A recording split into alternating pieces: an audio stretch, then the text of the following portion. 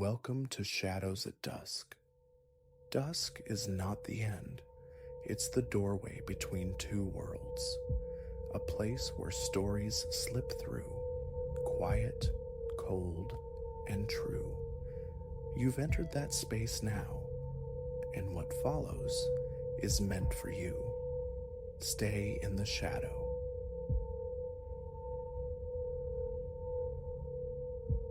Mama, can you see him, my friend? Eliza's guileless query snagged on something deep within me, a sudden, cold friction.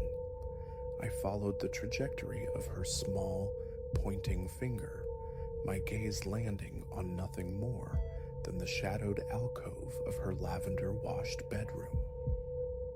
Which friend, Petal? My voice, I hoped, sounded merely inquisitive, buoyant, betraying none of the tremor beneath. Eliza dissolved into giggles, as though I'd uttered some delightful absurdity. The listener, silly, he's right over there lifting his hand to you. A smile stretched my lips, thin and brittle. My pulse kept a frantic, uneven time. This wasn't the first utterance of this name, the listener, but never before had she anchored him so concretely, insisting on his presence between us.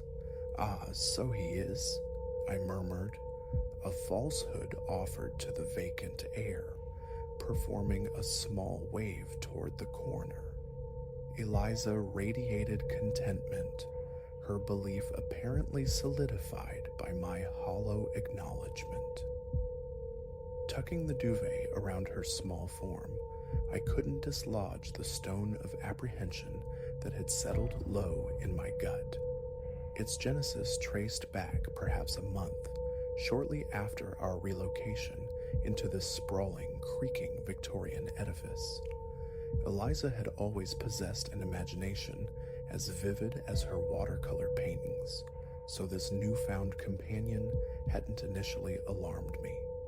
Such invisible allies were common territory for 5-year-olds, weren't they?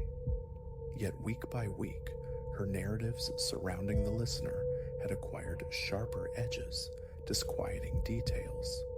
He was immense, she'd confided, dwarfing Papa, his fingers elongated like winter branches, his eyes luminous points in the dimness. He materialized only under the cloak of night, she'd whispered, privy to the house's accumulated secrets. I had sought refuge in reason, a new environment, the upheaval of the move, Eliza constructing a coping mechanism. Still, as I bestowed a kiss upon her forehead and extinguished the main light, leaving only the muted glow of her moon-shaped nightlight, a persistent wrongness hummed in the air. Sleep offered no sanctuary that night. I drifted through restless waves, the image of Eliza's unwavering finger aimed at the empty space imprinted on my mind. Beside me, Leo slept the profound sleep of the untroubled, dismissing my anxieties as overblown, a transient phase destined to fade. Then, near the 2 o'clock hour, a distinct sound pierced the quiet. A settling groan of ancient timbers? My first thought, but it repeated, a soft, rhythmic tap-tap-tapping, emanating unmistakably from Eliza's room. My heart leaped, lodging itself somewhere in my throat. I slid from the bed, navigating the floorboards with practiced stealth so as not to disturb Leo. The corridor yawned before me, an expanse of darkness that seemed to lengthen with each hesitant step toward Eliza's door. The tapping persisted, gaining clarity, volume, as I drew nearer.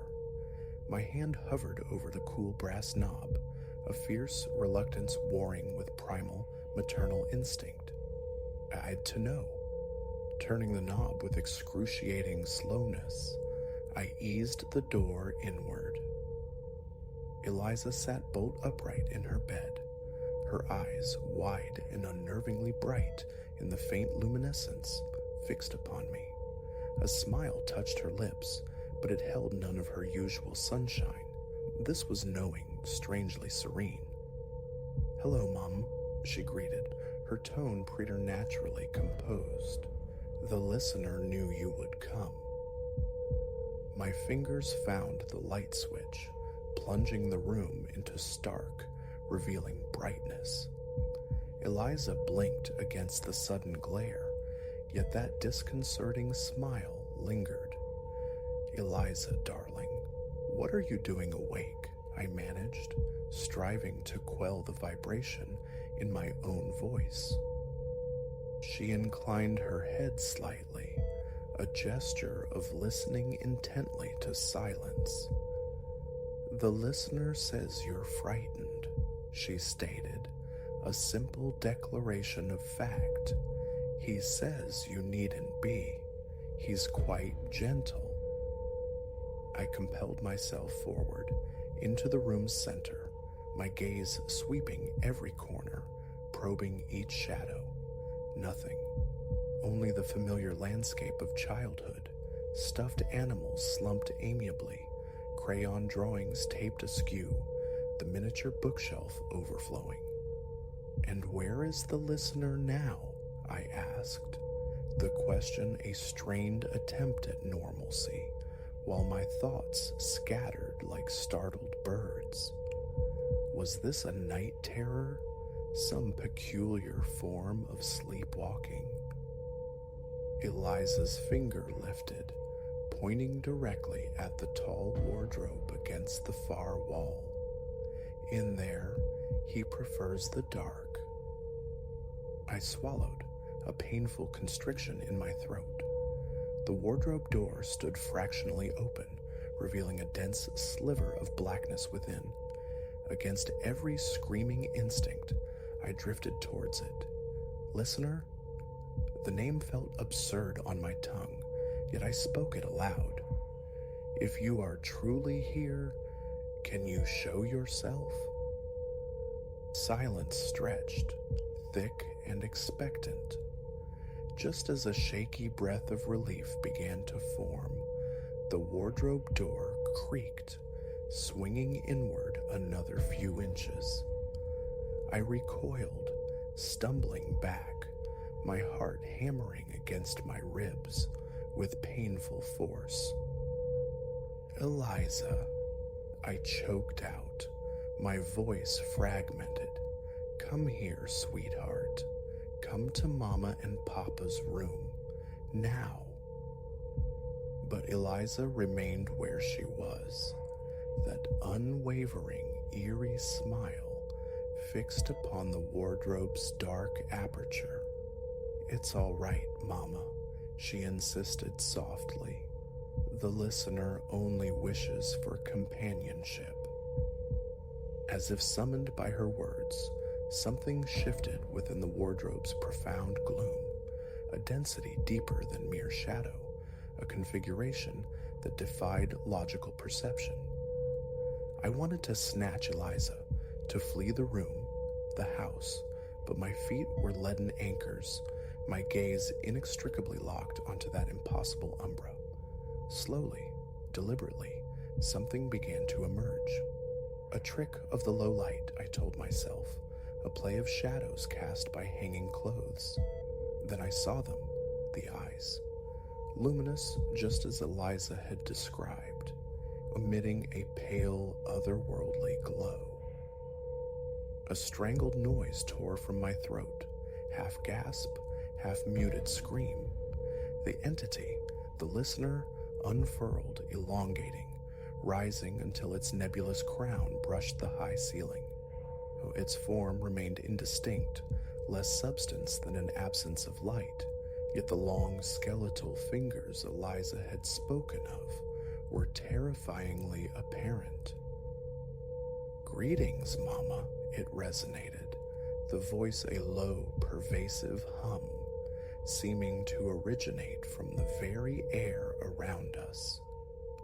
"Eliza has spoken warmly of you. At last, my own voice broke free. "What are you?" I demanded, instinctively positioning myself before Eliza. "What business do you have with my daughter?"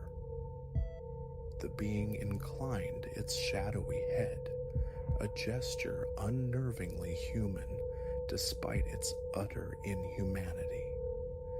"Business?" it echoed, the word seeming to puzzle it. "I have no business.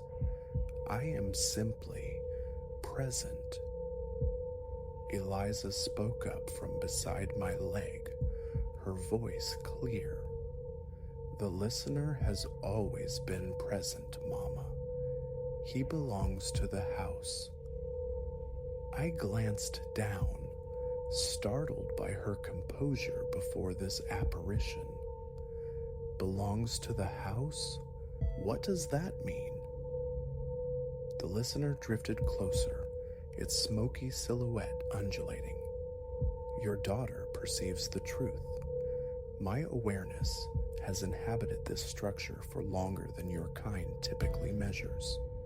I have observed generations arrive and depart, witnessed the unfolding tapestry of lives within these walls, joy and grief, beginnings and endings." My mind struggled, grappling with the impossible reality unfolding before me. "But why reveal yourself? Why now? Why to Eliza?" The listener's luminous eyes seemed to soften, their glow receding slightly. "Children often perceive what adults have veiled from themselves, or perhaps what they elect not to see." Eliza saw, she acknowledged.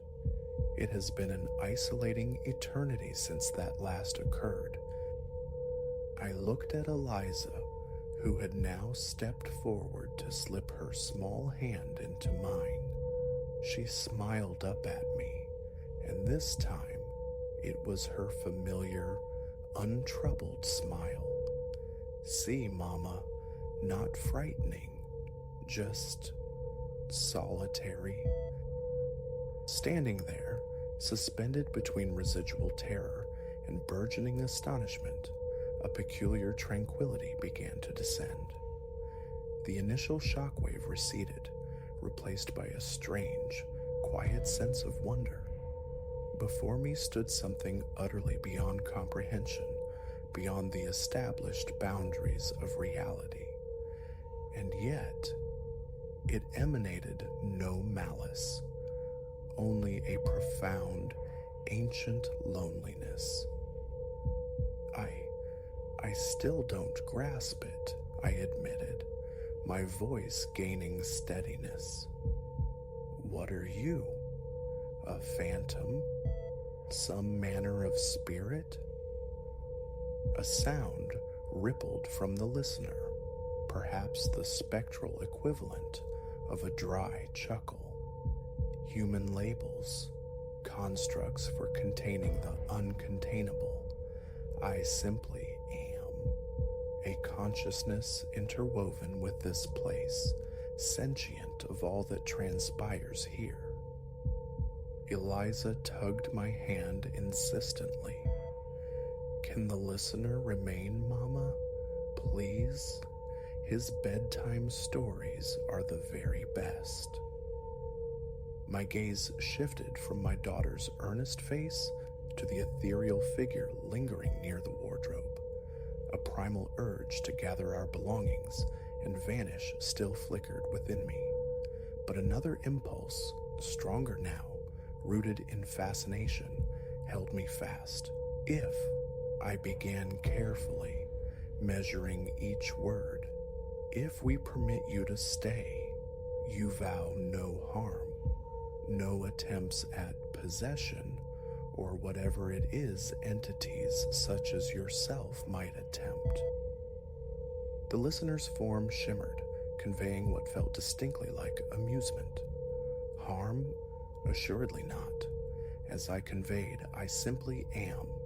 I harbor no ambition to disrupt your existence, merely to coexist, to be perceived, to partake, however passively, in the life resonant within these walls, as I have across innumerable years.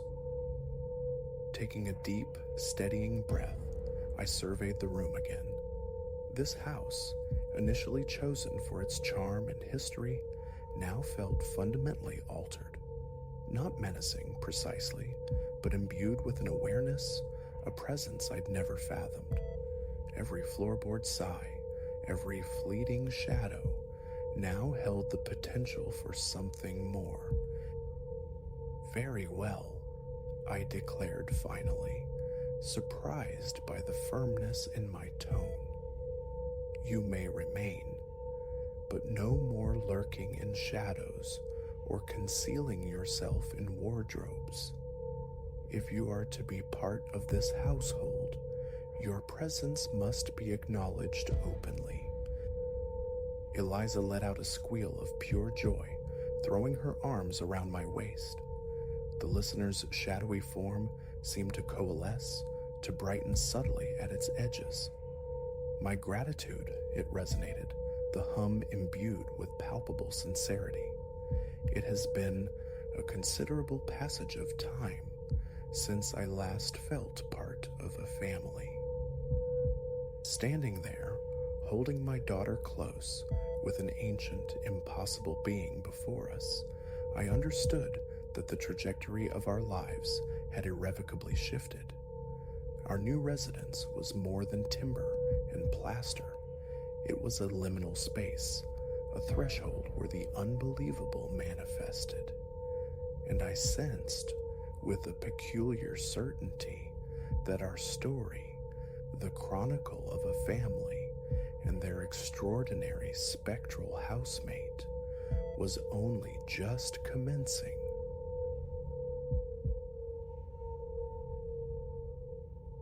The first flicker of motion between the headstones at Willow Creek Necropolis, I chalked it up to another graveyard dasher, some delivery guy shaving minutes off his route. Nobody sane threads that needle at 11:30 on a Tuesday night. Except, couriers don't blur like that, and they certainly don't scar the earth with such desperate tracks. 3 years I've haunted the nocturnal streets in my battered Astra, chasing decent pay and the ghost of tips through deserted avenues. This Tuesday began ordinary enough, a thermal bag brimming with aromatic heat from that new tie joint downtown, destined mostly for dorm rooms where finals burned the midnight oil. My navigation app, bless its cautious circuits, kept trying to shepherd me around Willow Creek's perimeter, tacking 10 precious minutes onto each drop. After the third detour, impatience won. Time was money, and everyone knew the shortcut was fair game. The necropolis gates, perpetually agape, some archaic preservation clause dating back to its 1843 consecration, yawned open. A narrow ribbon of asphalt snaked between leaning markers and time-eaten monuments. My headlights sliced through the gloom, momentarily illuminating names worn smooth by forgotten rains. Iron crosses cast skeletal shadows. Stone seraphim stretched gaunt wings across the browning, neglected grass. I eased the Astra over the ruts, mindful of its ancient suspension, already complaining after 140,000 hard miles. The cabin swam with the scent of lemongrass and green curry. My stomach rumbled a low counterpoint. A canceled order might mean leftover tom yum soup tonight. Deep within the city of the dead, movement snagged the corner of my vision, a flicker among the stones. Dismissed it. Headlight phantoms dancing on granite. Then stark clarity. A silhouette, lean and impossibly swift, devouring the ground between mausoleums. 50 feet of frost-kissed turf vanished in less time than a drawn breath. My foot slammed the brake. Takeout containers surged forward, thudding against the dash. I peered through the windscreen, eyes straining against the darkness, seeking the runner. Only branches stirred, skeletal fingers tracing patterns on the wind. "Just tired, Leo," I murmured, the name feeling foreign on my tongue. "Seeing things." Doubles all week, covering for sick leave. Sleep deprivation paints strange pictures on the canvas of the night. I nudged the accelerator, urgency quickening my pulse. Faster now. Escape this oppressive quiet. Eyes fixed forward, glued to the crumbling asphalt ribbon. Don't look left, don't look right, just drive. A flash in my peripheral passenger side this time. Fast, too fast, like film skipping frames. Instinct wrenched the wheel. I narrowly missed kissing a marble angel. My heart hammered a frantic rhythm against my ribs. I had to look. In the sudden lurid bloom of my brake lights, I saw them. A trail etched into the rime-slick grass, leading arrow straight to my passenger door, halting mere feet away. Not prints exactly, more like impacts, punched deep by something running with terrible focused force. Gas pedal met floor. The engine screamed its protest as I hurled the Astra down the narrow lane. Suspension be damned. Mirrors offered only receding shadows and stone sentinels shrinking in the fading crimson taillight glow. The remainder of the shift dissolved into a numb routine, deliveries made on autopilot, faces and gratuities blurring into insignificance. By the time the last order was dropped at 2 a.m., a fragile conviction had formed. I'd imagined it, exhaustion's theater. I pointed the Astra homeward, deliberately choosing the long, circuitous route around Willow Creek. No more shortcuts. Emptiness reigned on the roads, punctuated only by the growl of distant semis. My eyelids felt weighted with lead. 15 minutes more to bed. A few blocks shy of my apartment, the fuel gauge demanded tribute. Under the sterile glare of the quick-stop gas fluorescence, the mundane curdled. Streaks of umber clay clung to the Astra's flank, passenger side. Footprints, starting inches from the door handle, marching along the tired metal, insistent, paced. Soil the color of dried blood, the very earth of Willow Creek.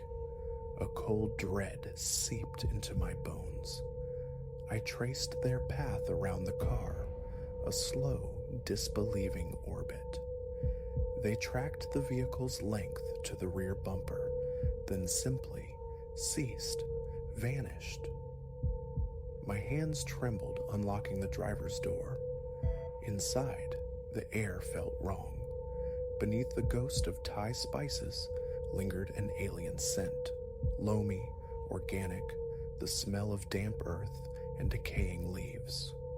The drive home was a crawl at precisely the speed limit, knuckles white on the steering wheel. Each red light stretched into an eternity, my gaze flicking constantly to the mirrors, scanning the vacant streets behind. Parking outside my building, I bolted indoors, refusing to look back. Sleep offered no sanctuary. Every descent towards unconsciousness was fractured by phantom sounds. The frantic slap of bare feet, running past my second-floor window. Oblivion finally claimed me around 4, a shallow, uneasy truce. Morning light rendered the previous night unreal, a fever dream's residue. The muddy prints remained etched on my car, though daylight robbed them of some menace. Rational explanations queued up. Teenage pranksters during a drop-off, mud splashed from a passing vehicle, maybe. My phone vibrated. A text from dispatch. Down a driver tonight. Need cover, Leo. Late shift, rate and a half. I stared at the glowing screen. Prudence screamed refusal. Take the night off, sleep. But rent loomed, and time and a half whispered its siren song. Okay, I typed back. I'll take it. Dusk bled purple across the sky as they pulled into the Thai restaurant's lot. A new resolve all hardened within me. No shortcuts through Willow Creek necropolis. Regardless of time saved, regardless of impatient customers, stick to the arteries, the well-lit veins of the city. The first few hours unfolded predictably. Student pad thai, family spring rolls, the usual Tuesday rhythm. I navigated by main roads, ignoring the GPS's insistent attempts to route me through the graveyard's heart. The extra minutes felt like a necessary tax on sanity. Around 10:30, an order pinged, an address nestled just beyond Willow Creek's far boundary. The long way round would add 20 minutes, easily. The customer had already called twice, their voice tight with annoyance. I sat idling, staring at the map app. 7 minutes through the necropolis, 27 minutes around. An irate customer, a potential ratings dip. Too many of those, and the algorithm banished you to the low priority wastelands. This is madness, I argued aloud to the empty car. It's just a place. You were exhausted, seeing shadows. Before logic could fully retreat, I turned onto the shadowed lane leading to Willow Creek's gates. They seemed different tonight, darker. The wrought iron bars cast longer, more menacing shadows in the headlight beams. Passing through them triggered a peculiar pressure shift in my ears, like ascending a mountain road too quickly. Eyes forward, focus on the path. Don't look, don't listen, just drive. Get through, fast. Midway, my phone signal died. The GPS screen winked into blackness. Perfect, I knew the way, mostly, but the sudden isolation prickled my nerves. The road curved sharply around a hulking marble mausoleum. As I navigated the turn, my headlights swept across something that froze the blood in my veins. Footprints. Not one trail, but dozens, perhaps hundreds, lacerating the dirt road ahead. Pressed deep, impossibly deep, the frantic signature of inhuman speed. And they were fresh, still settling. Reverse, now. Delivery time be damned, ratings be damned, get out. The engine roared, tires spitting gravel, but the Astra remained stubbornly stationary, wheels spinning uselessly. A glance in the rearview mirror sent ice water through my system. More prints were blooming on the road behind me, coalescing from nothing, one after another, racing towards my bumper. A scream lodged in my throat, silent and suffocating. The prints reached the car. Then they began to appear alongside the driver's side, pacing forward. Movement flickered at the edge of sight. Slowly, resisting the primal command not to look, I turned my head. Pressed flat against the driver's glass, a face regarded me. Humanoid, yet utterly broken from the mold. Skin like spoiled parchment, stretched taut over bone. Eyes like burnt holes in reality, devoid of white or iris. And a smile, a rictus stretching impossibly wide, showcasing a predator's complement of teeth. Too many teeth. Drive. I slammed the gear shift forward, floored the accelerator. Tires bit hard, launching the car forward. In the side mirror, a figure ran beside me, keeping pace, effortlessly. The speedometer needle climbed, 40, 50, 60, yet it ran alongside, a blur of frantic limbs pumping like pistons, arms flailing at angles anatomy forbade. Matching my velocity, stride for impossible stride. 70 miles per hour at the cemetery gates. As I burst through them onto the blessed normalcy of the city street, the figure simply wasn't there, vanished between heartbeats. The necropolis receded in my rearview mirror, dark, silent, undisturbed. My phone chimed back to life, the GPS recalibrating. The pressure in my ears equalized. The familiar urban soundscape rushed back in. Distant sirens, a barking dog, the low hum of transformers. I swerved into the first gas station lot I saw, killed the engine, and just shook for 20 solid minutes. When courage returned, I forced myself to look. Fresh prints adorned the driver's side, from rear bumper to front wheel well. The mud glistened, still wet. I called dispatch, family emergency, done for the night. The supervisor's irritation was a distant buzzing. I drove straight home, main roads only, every stoplight a fresh wave of terror, mirrors scanned obsessively for impossible runners. That was 3 nights ago. I haven't returned to work. Dispatch calls go unanswered. The footprints remain on my car. Scrubbing them off feels like erasing crucial, terrifying evidence. Sometimes, in the deepest hours, I hear it, running footsteps outside my apartment. Fast, too fast. Found a new job today. Stocking shelves, daytime hours, less pay but infinitely safer. No more deliveries, no more Willow Creek necropolis. Except, this is the part that chills me most. Notifications still appear on my phone, phantom echoes from the deleted delivery app. Orders for addresses just past the cemetery. The suggested route invariably cuts straight through Willow Creek. And sometimes, very late, I see my Astra's headlights flick on by themselves in the parking lot below.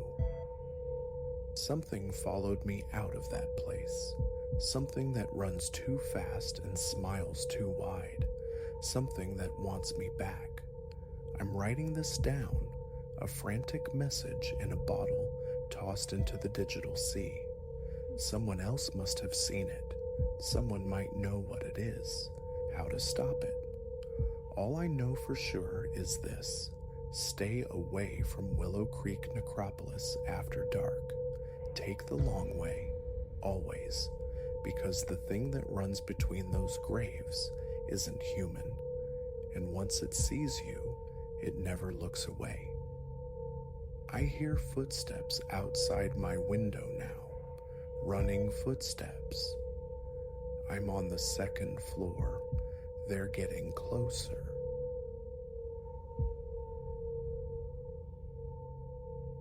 The memory clings, sharp-edged of that first night the skittering began overhead. Midnight had just tolled its hollow chime. I sat immersed in the sterile glow of my living room lamp, wading through dense work documents when the faint percussion started, a delicate, insistent scrabbling like fine needles drawn across the ceiling plaster. A branch, I reasoned initially, when tossed against the shingles. Dismissing it, I bent back to the papers. Then came a coarser sound, a harsh drag, like dead weight pulled across the attic's ancient floorboards. A tremor ran through me, unexpected and cold. Rising, I prowled the lower floor, ears straining, but silence had reclaimed the house. Weariness, I told myself, a mind frayed by late hours. The solution was simple. Darkness, oblivion. I extinguished the lights and sought my bed. Morning light did little to dispel the unease clinging like damp air. A compulsion drew me upward. The attic door yielded with a sigh of disturbed dust. Anticipating only cobwebs and the ghosts of forgotten belongings, I ascended the groaning wooden steps. My flashlight beam sliced through the gloom, illuminating skeletal furniture draped in white sheets, stacks of brittle newspapers, forgotten suitcases. Then, my light snagged on them, long, slender incisions scarring the floor. Not random scuffs, but deliberate gouges, spaced in a bizarre, rhythmic pattern. Claw marks, undeniably. My stomach clenched as I traced one with a fingertip, feeling the splintered, sharp edges sunk deep into the timber. A slow breath escaped me, a ragged attempt at composure. An animal, perhaps? A frantic search of corners revealed no nests, no droppings, no sign of conventional intrusion. Yet these marks, they spoke of something other than a raccoon's panicked scrabbling. Downstairs, I tried to bury the image beneath the mundane rhythm of the day. Meetings, the incessant ring of the phone, the usual bureaucratic friction. But the memory of those gouges surfaced persistently, unbidden. Strange theories flickered, a vagrant hiding above, absurd, that couldn't account for the claw-like nature of the damage. Returning home that evening, resolve hardened. I would find and seal any potential entry point. Ladder propped against the weathered siding, I scanned the roofline, the vents, the shadowed eaves. The house, though aging, seemed remarkably sound. No gaping holes, no conspicuously loose shingles, nothing large enough, surely, to admit anything beyond a squirrel or bird. That night, focus proved elusive. Around 11, the scraping resumed. It wasn't frantic this time, but a measured, ponderous crawl traversing the ceiling directly above the hallway. I stood frozen beneath it, heart hammering against my ribs, palms slick with sweat. Listening intently, I tracked its slow progress towards the attic access panel. From a kitchen drawer, I retrieved the heavy flashlight, my gaze fixed on the pull cord dangling innocently from the ceiling hatch. A war raged within me, primal fear versus a desperate need for answers. With trembling hands, I pulled the cord. The ladder unfolded with a reluctant groan. One step up, then another, projecting the light's beam into the void. Empty. No immediate stench, just stale air thick with dust motes dancing in the light. Halfway up, suspended between floors, my eyes swept the shadowed recesses. Nothing. The scratching had ceased. A profound silence pressed in, amplifying the thud of my own pulse, the rasp of my breath. Summoning courage I didn't feel, I hauled myself fully into the attic. Standing amidst the clutter, I pivoted slowly, the flashlight beam cutting arcs through the darkness. Stillness reigned. Cautiously, I advanced towards the far corner, tapping the drywall, nudging aside cardboard boxes with my foot. Nothing stirred, yet tension coiled tight in my neck, and the fine hairs on my nape prickled. An undeniable sense of presence lingered, unseen but palpable. After 5 minutes of fruitless searching, a feeling of weary absurdity washed over me. I retreated, pulling the ladder up, securing the hatch, even turning the flimsy lock. Ridiculous, perhaps, but the feeling persisted. I was not alone in the house. Several days drifted by in deceptive quiet. No new sounds emanated from above. The memory of the scratching began to blur, softened by doubt. Had I magnified it, imagined the intensity? Then, on the fourth night, a foulness seeped into the upstairs hallway. It struck abruptly, a thick, cloying miasma, rotten eggs soured with the stagnant damp of a long-sealed tomb. I traced it to the attic hatch. A knot of dread tightened in my gut. Cracking the door open released a wave of the stench, potent enough to make my eyes water. Pressing my shirt sleeve over my nose and mouth, I climbed only a few steps, sweeping the flashlight beam around. The same disarray greeted me: boxes, furniture, shadows. I retreated quickly, sealing the door again. The remainder of the night was spent in my bedroom, window flung wide to the cool night air, sleep held at bay by the lingering odor and the persistent image of those deep, unnatural grooves in the attic floor. Over the ensuing week, a disturbing pattern emerged. The noises intensified in lockstep with the waxing moon. What began as faint, intermittent scrapes escalated into heavier thuds, the ceiling groaning ominously as if bearing a significant weight crawling from end to end. Sometimes, a dragging sound joined the nocturnal symphony, a sickening slither, something heavy laboring across the joists. Most unnerving was its seeming awareness. When I moved about the house below, the scuffling often mirrored my position, a predatory tracking from above that made my own home feel like a cage. Music, turned up loud, offered only a partial shield. The low vibrations still resonated through the structure, a constant tactile reminder. Enough. I resolved to capture evidence. A cheap, motion-activated camera and a small battery-powered light were procured. I positioned them strategically near the attic entrance, angled to catch whatever traversed the space. As dusk bled into night, I doused the house lights, relying solely on the attic sentinels. In the living room, arms crossed tightly, I stared upward, waiting. Around midnight, the familiar shuffle began. My heart pounded a frantic rhythm against my ribs. "Stay calm," I mouthed silently. Morning arrived leaden and gray. Eagerly, I retrieved the camera. The footage was mostly impenetrable darkness, punctuated by brief flares as the motion sensor triggered the light. Dust motes swirled.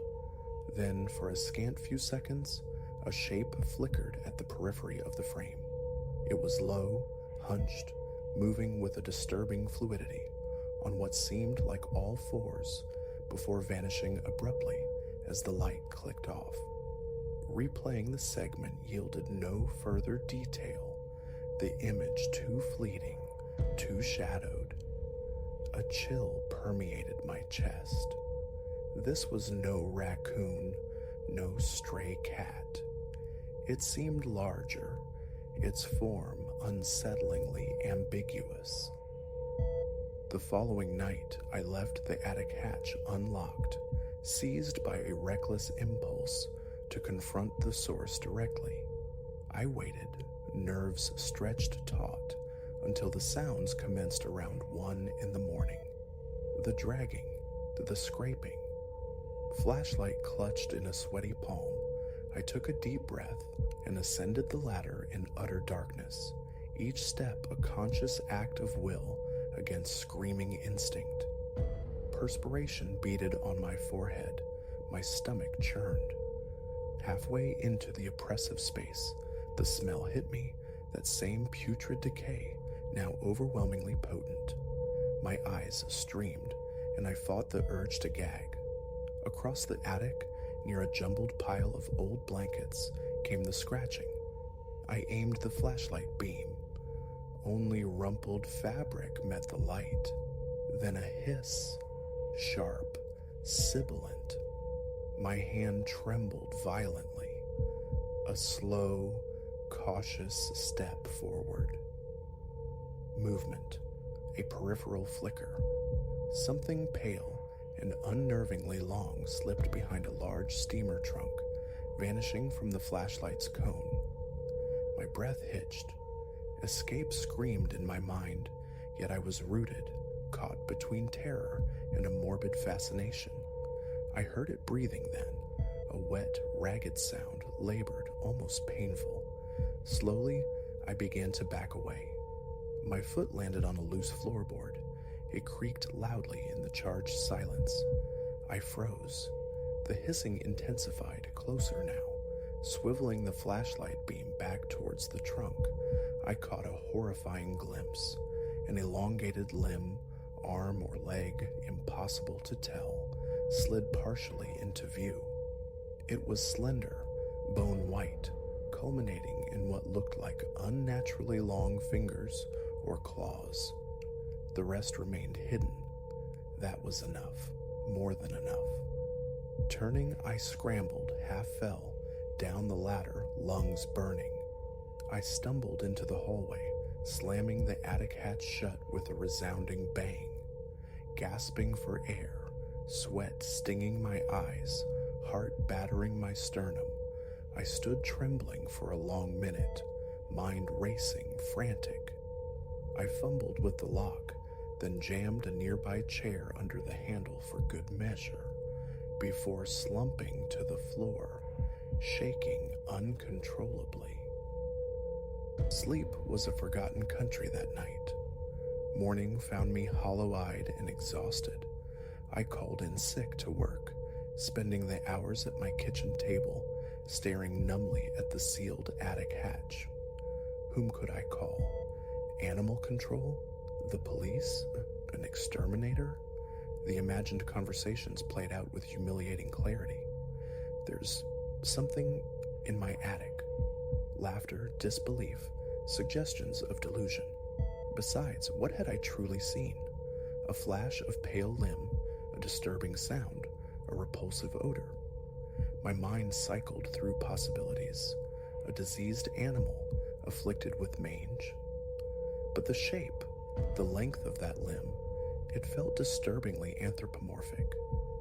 The day dissolved in restless pacing, scrutinizing windows, examining the foundation again, searching for an impossible point of entry. Nothing. By evening, the pervasive stench had lessened slightly, though its ghost lingered in the upper hallway. I noted, with a sinking feeling, the moon outside, swollen towards fullness. A familiar knot tightened in my stomach. Coffee became my ally, forcing alertness. I had no strategy, only a grim determination to observe. Sure enough, around 10, the first faint scratches whispered from above. They grew bolder, punctuated by dragging sounds. I remained in the darkened living room, immobile, a strange numbness settling over me. Then the sounds shifted, crawling directly towards the attic hatch above the hallway.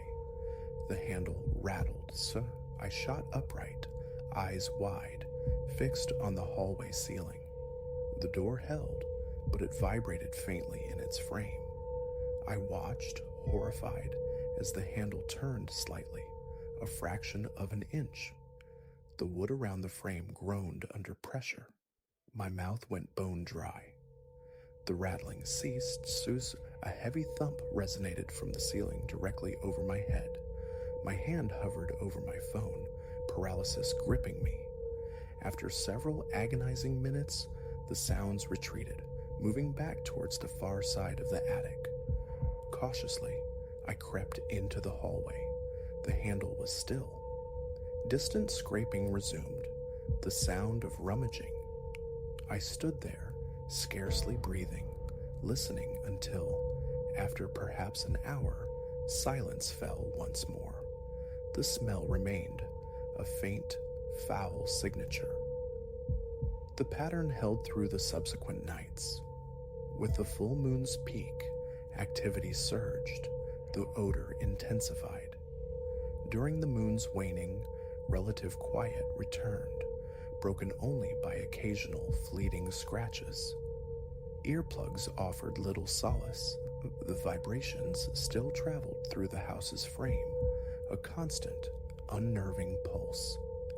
Daytime excursions into the attic revealed only the familiar scars on the floorboards and the mundane clutter, now feeling subtly rearranged, disturbed. It felt like a taunt, this elusive presence dwelling in the shadows just beyond sight. Traps, baited hopefully, remained untouched. The camera captured only dust motes and ambiguous flickers at the edge of its vision. Each failed attempt chipped away at my resolve, leaving me more drained, more certain of the thing's continued residence. Last week, the lunar cycle began anew, the moon starting its slow swell towards fullness.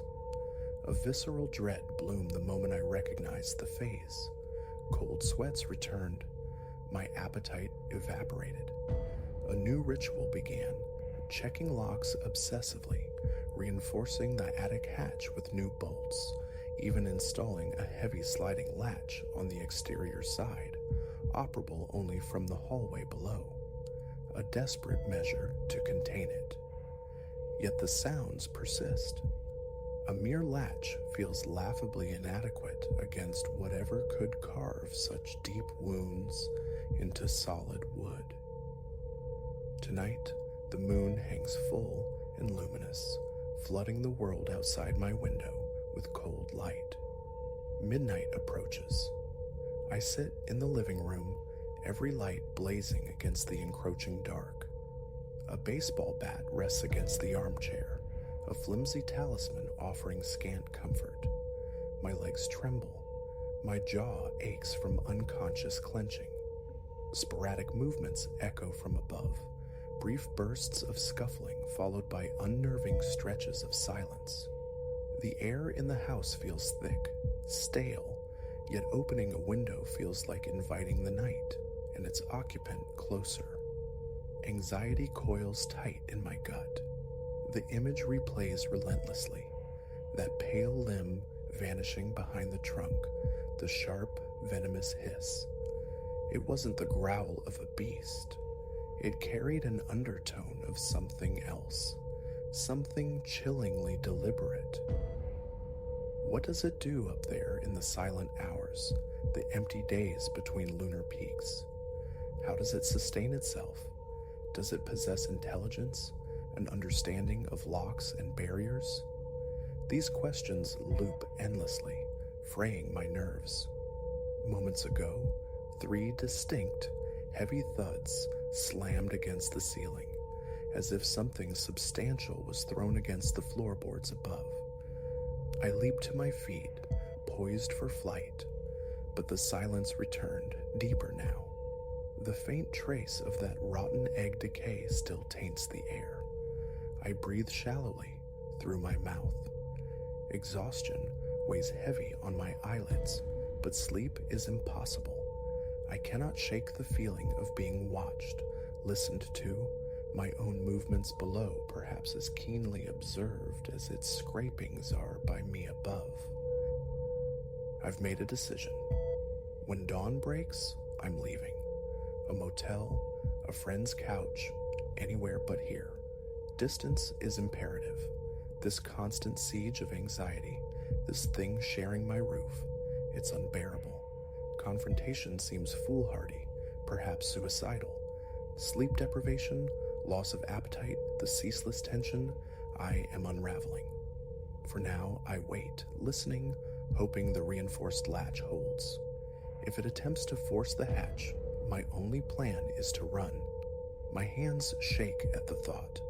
I cannot face it again, cannot bear that smell, those sounds, that partial, horrifying glimpse. My heart accelerates, a frantic bird trapped in my chest. The house is quiet again, but the silence offers no peace. I know it's up there, waiting. How this narrative concludes, I cannot say. There is no neat resolution waiting in the wings. There is only the stark reality. Something not animal, not entirely comprehensible, dwells in the dusty confines of my attic. It leaves claw marks deep in wood. It exudes a foul stench. It becomes terrifyingly active under the full moon's gaze. I have seen fragments of its form, heard its chilling sounds. That is the extent of my knowledge. And tonight, with the moon blazing and the hours crawling by, every creak of the old house makes me flinch. The feeling is inescapable. It knows I'm down here. It listens, it waits. All I can do is endure until sunrise, counting the minutes, praying to get through this night intact. After that, I relinquish the house. Let it keep the attic, the dust, the shadows. I just need to get out, alive.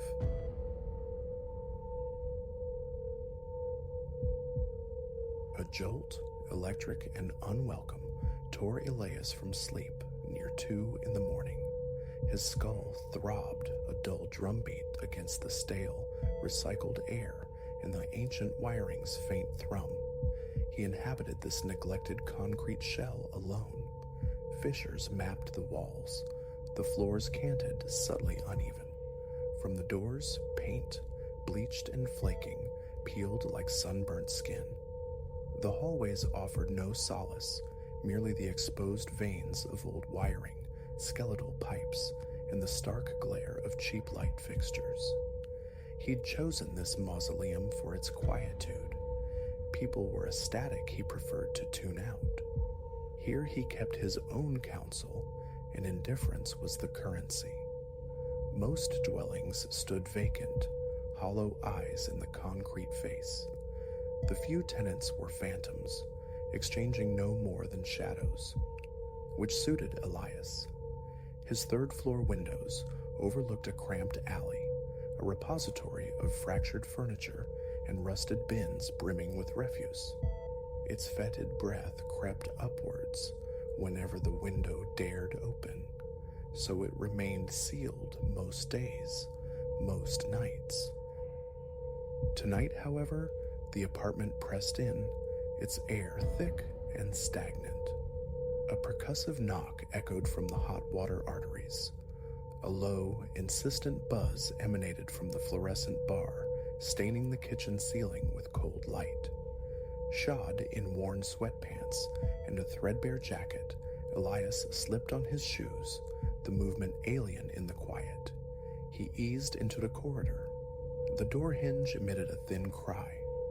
Darkness pooled in the passage, disturbed only by the erratic pulse of a failing bulb near the stairwell. Mold's damp signature hung heavy in the air. Through a wall, the muffled burble of a distant television, distorted and faint.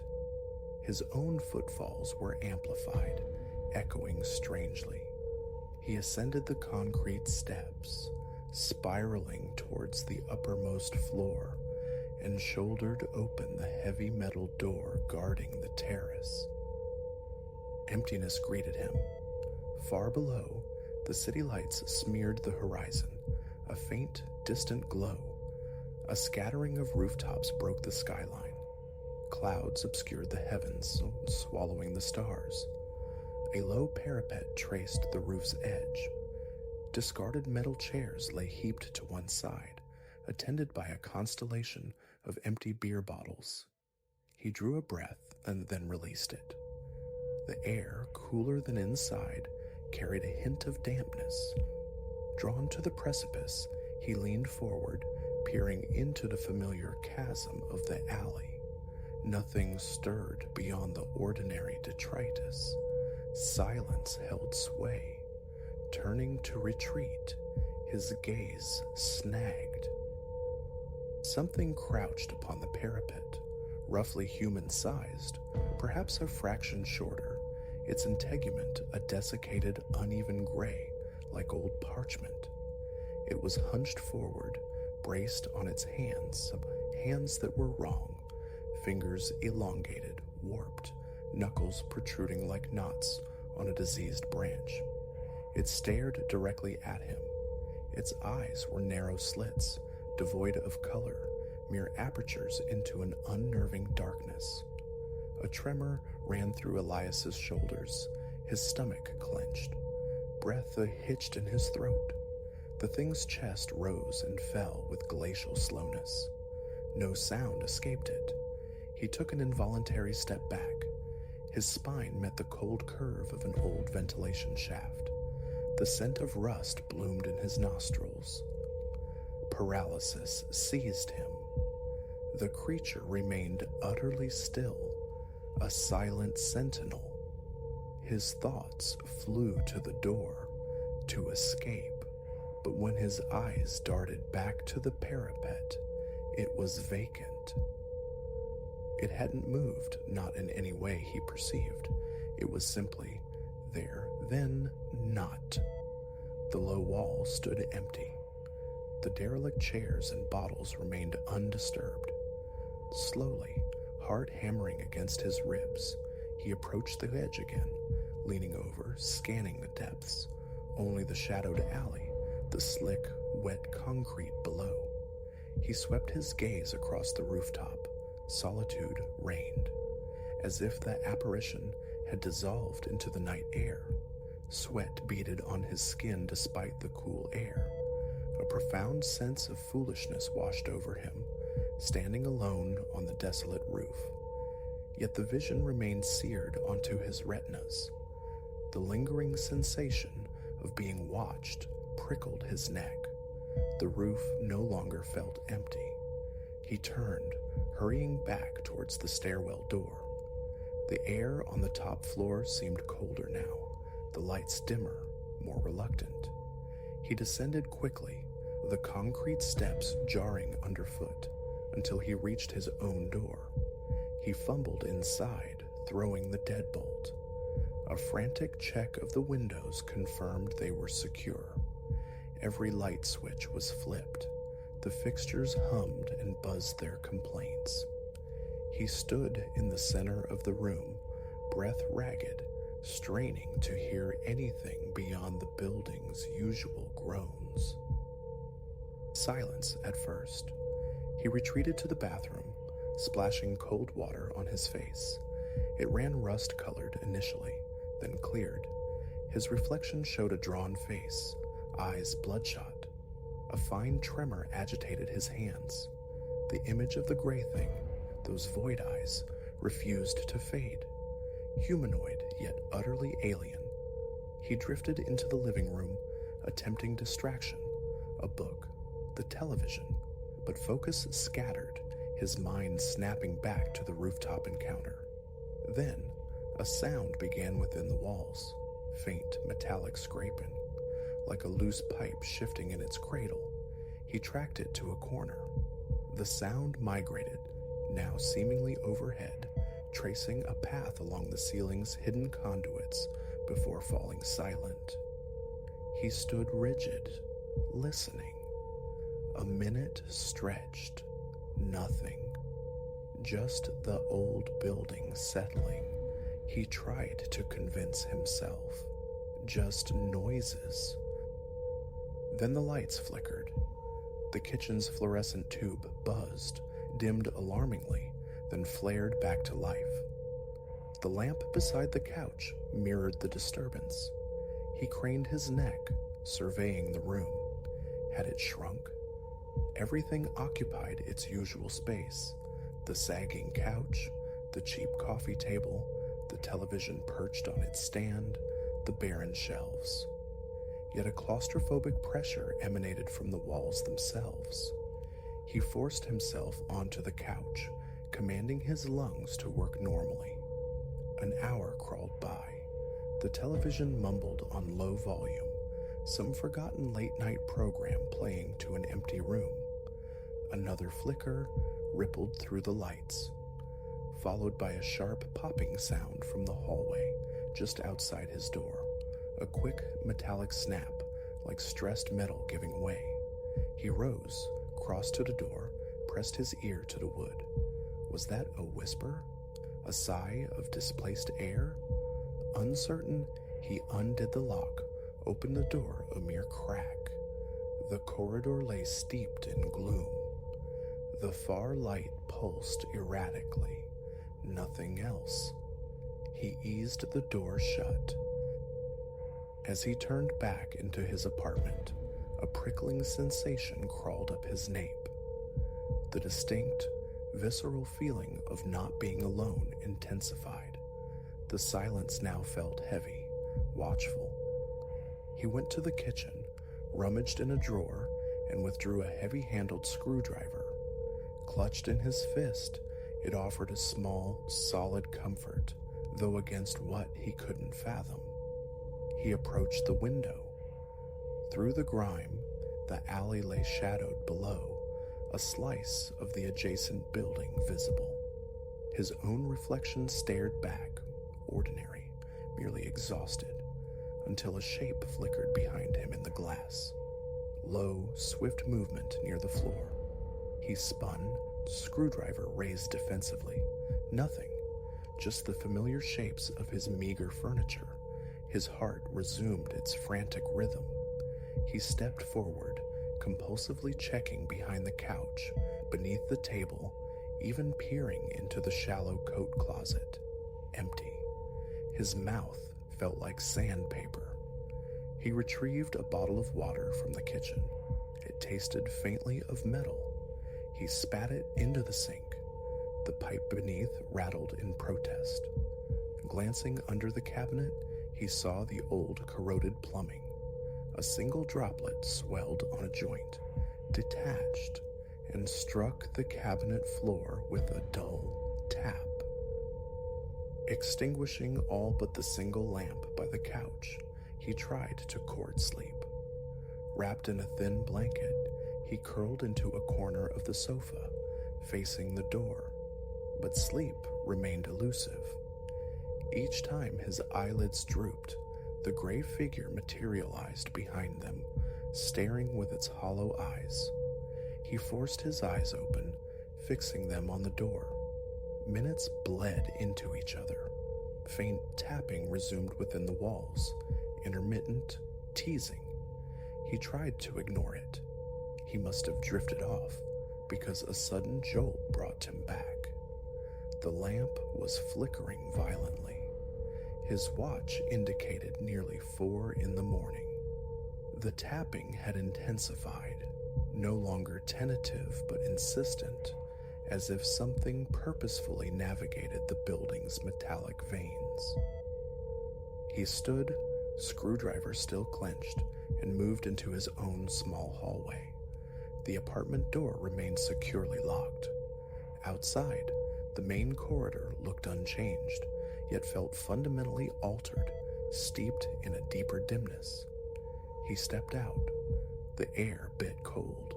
The floor seemed to dip beneath his feet. Slowly, cautiously, he advanced along the hallway, listening intently. A metallic scraping emanated from the far end near the stairwell. He crept closer, step by measured step. As he neared, the sound ceased abruptly. He peered down the stairwell. The lower floors were plunged in near total darkness. The building's chronic neglect seemed amplified. The scent of damp concrete and settled dust filled his nostrils. His hand found the railing. It felt rough, frigid. Then a noise directly overhead. He looked up. Several floors above, a light fixture sputtered, buzzed fiercely, and died. Retreat seemed the only sane option. He turned back towards his apartment, but as he walked, the corridor seemed to elongate. His door, visible in the distance, felt impossibly far, receding as he approached. Panic tightened his chest. He quickened his pace, his footsteps echoing unnaturally loud. He reached the door, breath tearing at his lungs, and scrambled inside. Back within his four walls, dizziness washed over him. He sank onto the couch, head in his hands, listening to the frantic pulse in his ears. The presence, that intangible weight of observation, hadn't left. He switched the television back on, low volume, needing the mundane noise. Static snowed across the screen before resolving into an old rerun. Hollow laughter from a canned audience drifted into the room. He tried to regain composure. Fleeing the building entered his mind, but the thought of wandering the pre-dawn streets, dressed as he was with nowhere to go, held its own terror. He decided instead to check the main entrance. Perhaps the lobby, the threshold to the outside world, would offer some psychological buffer. Keys in hand, screwdriver in his pocket, he descended the stairs. The overhead pipes rattled softly, an irregular rhythm, like something tapping from within. He pushed the image away. The lobby was small, illuminated by a single flickering bulb above the glass front door. Beyond lay the empty street, a few parked cars silvered by distant streetlights, a stray cat investigating a dumpster. Normalcy, just beyond the glass. He stood there, poised between the unsettling interior and the indifferent exterior, but clad in sweatpants and a thin jacket without wallet or phone, only keys and a screwdriver. Stepping out felt like surrendering to a different kind of vulnerability. He hesitated. Turning back, he faced the corridor leading to the stairs. For a disorienting instant, it seemed to curve, the lines bending unnaturally. He blinked hard. It snapped back to rectilinear normality. Just his eyes, playing tricks in the low light. The building itself felt complicit.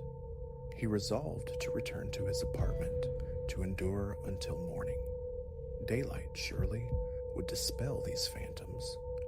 Climbing again, the scraping in the pipes seemed louder, accompanied now by a faint smell like burnt dust. He scanned the walls. The cracks seemed deeper, small, dark stains blooming where he hadn't noticed them before. Reaching his floor, the hallway lights flickered in greeting. He walked to his door, shut tight, unlocked it, and stepped inside, quiet. He secured the door, adding the chain this time. Another meticulous search, bathroom, closet, under the bed, behind the couch, empty. He cracked the window just an inch. A breeze slithered through, carrying the alley's signature rot. He slammed it shut again. He slid down the wall opposite the door, sitting on the floor, screwdriver resting on his knee. Every muscle remained coiled, tense. Relaxation was impossible. He listened. The pipes creaked, subsided. The lights hummed their low frequency. A distant siren wailed, faded. Sweat slicked his forehead. He rubbed his stinging eyes. Another hour evaporated, closer to 5 now. The sky outside remained stubbornly dark, offering no hint of dawn's reprieve. He rose, went to the window. Still just darkness, the jaundiced glow of streetlights. He returned to the door, listening. The hallway beyond seemed quiescent. He opened the door a fraction. It looked normal, if dim and dilapidated. He stepped out, chest tight. The light overhead stuttered. His gaze drifted to the end of the hall. A shape coalesced in the shadows, indistinct, amorphous. He squinted, trying to resolve it, and it vanished. Heart pounding anew, he retreated inside, locking the door, leaning against it, breathing slowly through his nose. His head ached fiercely. He sat on the couch, turning off the television. Silence felt preferable now. He focused on the sound of his own breathing, the tight grip of his fingers on the screwdriver, knuckles white. His mouth was parched again. He drank water from the tap, stale, but the metallic taste was gone. He swallowed deliberately.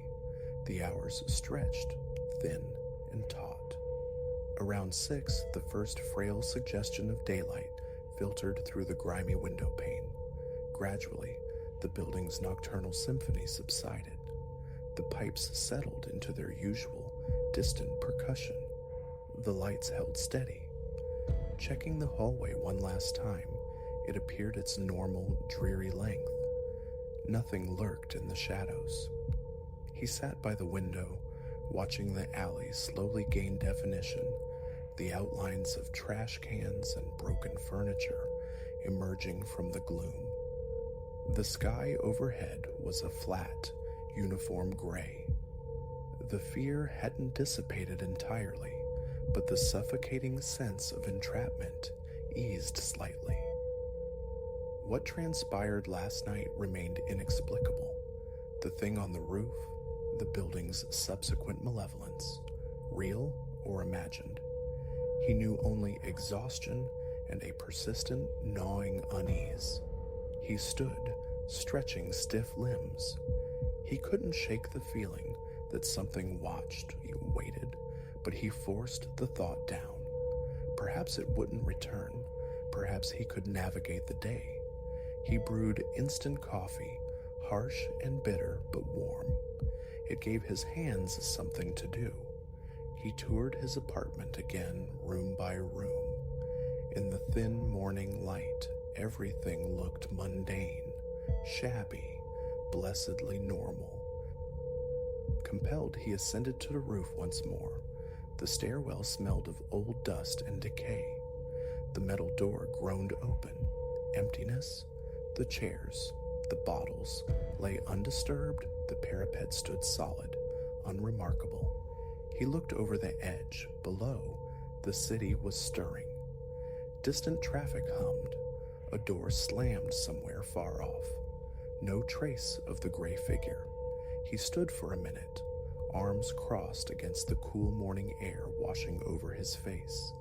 Then he turned and descended. His hand on the railing felt steadier now. He reached his floor, traversed the hallway, chipped paint, uneven floor, just a hallway. He unlocked his door, stepped inside. The apartment smelled of stale coffee and stagnant air. He threw the window wide, letting the morning in. It wasn't fresh, carrying the city's grime, but it lacked last night's oppressive weight. He didn't understand what the creature was, why it had appeared, or why the building itself had seemed to turn against him. He knew only the bone-deep weariness, the frayed edges of his nerves. He sat down, trying to find rest. He would endure the day, remain here, quiet, hoping it was an isolated anomaly. He tried not to dwell on the memory of eyes like empty sockets or the sound of scraping within the walls. He just listened to the city waking outside his window and kept his eyes on the doorway, waiting, vigilant just in case.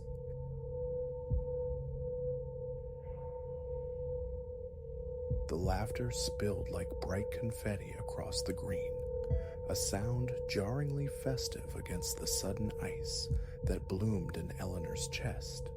He stood apart, a solitary figure tethered to a camera, its cyclopean lens aimed not at the dizzying whirl of the carousel or the sugary clouds of spun candy, but toward the shifting kaleidoscope of children on the playground swings. In that fractured second, instinct screamed, a primal warning unaware it heralded a descent into a shadowland that would cling to her years hence. It was Independence Day, the air thick with the sizzle of barbecues and the cloying sweetness of fried dough, the local park a tapestry of vibrant life. Families unfurled like blankets across the grass. Eleanor was there, adrift on a rare current of leisure from her demanding life as a child advocate, sharing the day with her sister, Clara, and her nieces. A day meant for untroubled breaths, for celebration. Yet the years spent navigating the treacherous landscapes of vulnerable childhoods had sharpened her senses into tripwires for danger. Initially, she tried to dismiss the prickle of unease, perhaps a father capturing fleeting moments. But his movements, detached, methodical drifts from one cluster of playing children to another, always solitary, always observant, resonated with a discordant frequency. The camera, too, spoke volumes, a professional instrument, an unlikely tool for casual holiday snaps. A nudge to her sister. "Clara, look over there. The man with the camera, do you see him?" Clara's gaze tracked hers, a slight furrow deepening between her brows. "Yes? What is it?" "Something feels wrong," Eleanor murmured, the words hushed beneath the park's cheerful din. "He's been photographing the kids, just the kids for ages, but he's alone." Understanding, stark and immediate, widened Clara's eyes. "You don't think?" Eleanor gave a grim, minute nod. "I'm going to speak to him. Watch the girls?" Clara's hand shot out, gripping her arm. "Eleanor, be careful. Please. What if he's—" A smile, thinner than she intended, stretched across Eleanor's lips. "I handle difficult people daily, remember? I'll be cautious. Keep your phone handy, though, just in case." Approaching him felt like walking toward a hidden precipice. She cloaked herself in an air of nonchalant curiosity. He was nondescript, middle-aged, clad in the suburban uniform of khakis and a polo, the sort of man who could fade into any crowd, any neighborhood. "Perfect day for taking pictures," she offered, positioning herself casually beside him. He jumped almost imperceptibly, lowering the heavy lens. "Oh, yes it is. Getting some wonderful shots of your children, I imagine." The probe landed subtle but direct. She watched his face, seeking the tell. A brief flicker, panic, irritation, skittered across his features before being smoothed over by a practiced smile. "No children, not mine. Freelance work, capturing the holiday spirit." The internal alarms now clamored. Freelance? For which publications? A hesitation, infinitesimally small, yet damning. "Oh, various local outlets. You wouldn't know them?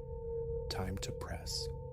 "You know," she began, her tone shifting slightly, firmer now. "As a mother myself, seeing a stranger photograph children without asking, it makes one uneasy. Perhaps the decorations or the food stalls would be better subjects." The transformation was instantaneous. The affable mask dissolved, revealing something glacial and sharp beneath. "Look, lady," his voice dropped, roughening into a growl. "I don't need your opinion. This is public property. I can photograph whatever I damn well please." Her own pulse hammered against her ribs. yet she held her ground. Actually, no. Not minors without consent from their parents. I need you to leave now, or the police will be involved. For a taut moment, she thought compliance might follow defiance. Instead, his hand lashed out, fingers clamping around her wrist like iron bands. "You're not calling anyone," he snarled, his breath hot and sour. What followed was a chaotic ballet of adrenaline and instinct. A sharp twist, leveraging the self-defense techniques drilled into muscle memory, broke his hold. He lunged, the heavy camera arcing through the air like a clumsy weapon. Eleanor ducked instinctively. Wind hissed past her ear where metal had aimed for bone. Awareness rippled outwards. Shouts erupted.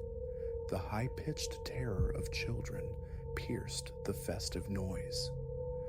Through the blur, she saw Clara, phone pressed to her ear, eyes wide with fear. Realization dawned on him, the unwanted audience, the escalating danger. He spun, intent on flight, but Eleanor couldn't allow it, not with the certainty solidifying in her gut, cold and hard. She launched herself forward, tackling him low, a tangle of limbs hitting the packed earth with a thud. They grappled amidst the kicked-up dust and trampled grass, his frantic efforts to break free met by her desperate tenacity. He possessed brute strength, but she was fueled by a righteous fury, the protective rage of someone who had stared too often into the void left by predators like him. Then, the keening wail of sirens sliced through the air, a blessed, beautiful sound. His struggles intensified, a desperate surge. A fist connected solidly with her ribs, stealing her breath in a sharp gasp. But his escape was thwarted. Firm hands hauled him upwards, off her. Through watering eyes, Eleanor saw the glint of handcuffs, the strained faces of two officers wrestling him into submission. As she pushed herself up, a searing pain radiating from her side, her gaze fell upon the camera. It lay discarded in the grass, its screen fractured but still illuminated. The images displayed there sent a wave of nausea through her, colder than any fear. Not just children playing innocently in the sun. Other pictures, darker, twisted, young bodies in vulnerable states, contorted into poses that screamed violation. Bile rose in her throat. She wrenched her gaze away. The subsequent hours dissolved into a disorienting sequence of police reports, paramedics, hushed questions. The man, they discovered, was a phantom tracked across 3 states, wanted for the creation and trafficking of child exploitation material. Her intuition, that initial chilling certainty, had been horribly accurate. Her intervention, clumsy and fraught, had likely shielded countless children from his predatory lens. Yet as the adrenaline ebbed, leaving behind the raw edges of reality, an uncontrollable trembling seized her. Clara held her close, tears tracing paths through the grime on her cheeks. "You could have been killed, Eleanor," she whispered, her voice thick. "But I wasn't," Eleanor managed, the words steadier than the tremor in her hands. And neither were they. In the days that unfurled, she was lauded, a reluctant hero spotlighted by local news crews, sought out by grateful parents from the park. But the accolades felt hollow against the persistent darkness etched behind her eyes, the memory of the struggle, the indelible horror of those images, the chilling awareness of his intent. She plunged back into her work, driven by a sharpened urgency, advocating fiercely for stricter laws, for better tools to hunt down the monsters hiding in plain sight. Sleep, however, offered no refuge, becoming a landscape populated by nightmares. The feel of his grip, the cracked camera screen, the faces of all the children beyond her reach. Time, therapy, and sheer will eventually carved out a space for her to exist alongside the memory. The darkness couldn't be unseen, the knowledge of such human depravity couldn't be unlearned, but it could be transmuted into fuel, into purpose. Years later, the 4th of July still draws her back to that same park. She watches the children, their laughter echoing the sounds of that day, and feels a complex alloy of joy and hypervigilance. The habit of scanning the periphery, seeking lone figures, solitary watchers, remains ingrained. Now, though, the fear is overlaid with resolve, because for every shadow that lurks, she knows there are others like her, sentinels willing to step forward to shield the vulnerable. The man with the camera imparted a brutal education in the world's hidden fractures, but he also illuminated the profound power of trusting one's gut, of acting despite the tremor of fear. A single voice, a single act of courage can ripple outwards, altering destinies. As fireworks bloom against the indigo sky, showering the night in fleeting constellations of red, white, and blue, Eleanor silently reaffirms her vow to be that voice, to find that courage. Because true liberty isn't merely about celebrating history, it's about safeguarding the fragile present, protecting the smallest among us. The 4th of July is forever altered for her, a day steeped in duality, a reminder of terror confronted, but also of the unexpected resilience discovered within, and the quiet heroism ordinary people can ignite in a world desperately needing light.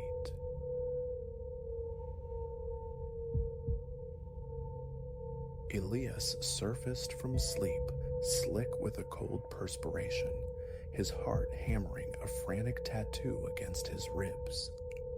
The first time the figure materialized in the shadowed theater of his slumber, he'd rationalized it away, a phantom conjured by the mundane pressures of existence. But its nightly return, a relentless encore, spoke of something more insidious. It wasn't mere fright that gripped him. It was a profound depletion, a sense that the simple act of resting leached more vitality than it restored. This was the genesis. He inhabited a small dwelling on the city's fringe, a solitary outpost where visitors were infrequent and days unfolded in predictable rhythms. He wrestled with machinery in a repair shop until dusk, then retreated to the quietude of his home for sustenance and the numb comfort of flickering screens before sleep inevitably claimed him. Nothing in this unremarkable tapestry hinted at the spectral intrusion to come. Memory snagged on that initial nocturnal descent, a corridor lightless and long, walls wept moisture, stones slick and ancient like a forgotten cellar. His own breath hitched, ragged clouds in the oppressive air.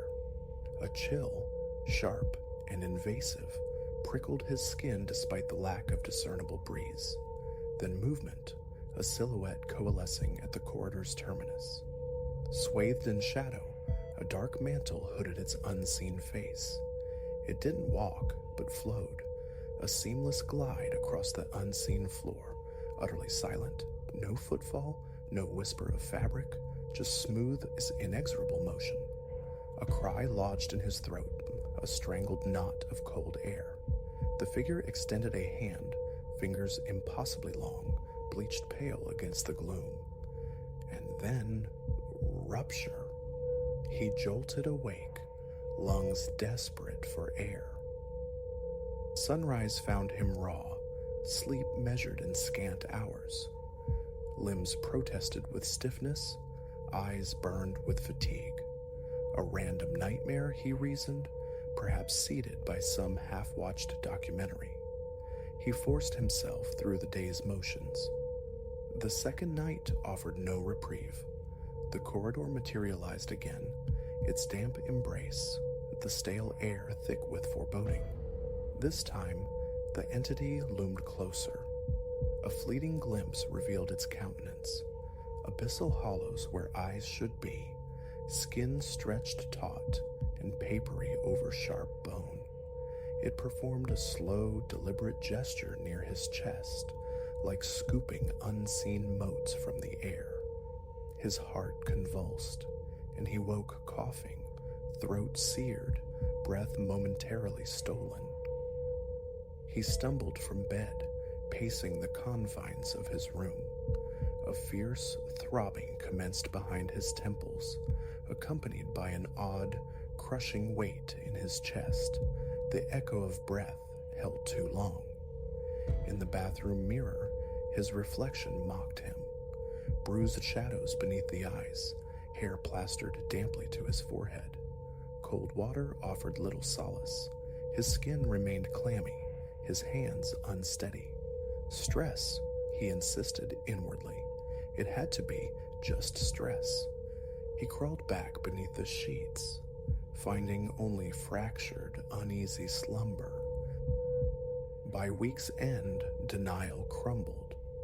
The dream's nightly recurrence was undeniable, the figure's presence gaining an unnerving potency with each visit.